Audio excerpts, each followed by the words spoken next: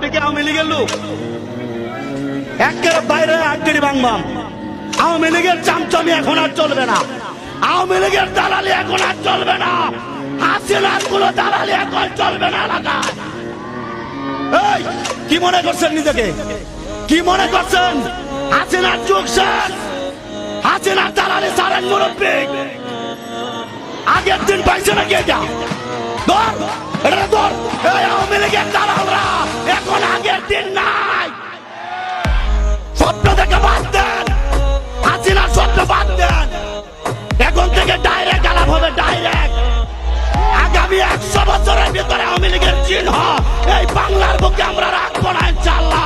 আওয়ামী লীগের চামচামি করতে করতে এখন জিব্বা লম্বা হয়ে গেছে। কি করবেন আপনি? কি করবেন আপনি? কি হাসিনা ইসলামের দুশমন? আমরা বয়ান করলে ফেরাউনের বিরুদ্ধে বয়ান কি কোরআনে নাই?